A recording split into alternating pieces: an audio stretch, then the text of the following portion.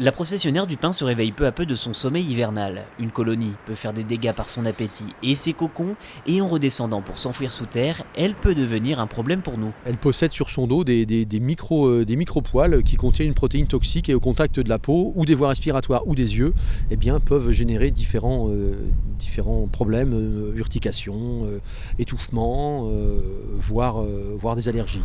Martin et son beau-père sont tombés la veille sur l'une de ces processions, une longue ligne de chenilles très urticantes et à ne surtout pas toucher. Là, on a compté comme ça rapidement plus d'une cinquantaine, les unes à la suite des autres, qui partaient tranquillement. Comme je disais, c'est quand même assez joli, on a envie de regarder de plus près, mais apparemment c'est quand même assez dangereux. Du coup, maintenant le sachant, on s'écartera un petit peu, notamment avec nos petits-enfants, ne pas regarder de trop près. Dangereuse, vivante donc, mais ces chenilles sont également urticantes mortes, comme sur cette route. Si à première vue, on pourrait croire à un morceau de plante, il s'agit bel et bien de chenilles.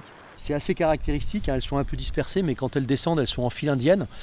Cela dit, il y a toujours un risque puisque les poils des chenilles ne sont pas forcément dégradés. Et là, un chien qui mordrait dedans, par exemple, pourrait tout à fait avoir un étouffement, une nécrose des babines liée à la présence de poils urticants sur les chenilles. Polénise lutte notamment à l'automne en répandant une bactérie sur les aiguilles de pin dévorées par les chenilles, mais les techniciens mettent en place toute une stratégie de lutte contre cet insecte. On développe aussi toute une batterie d'autres méthodes de lutte, notamment la pose et l'installation de nichoirs à mésanges.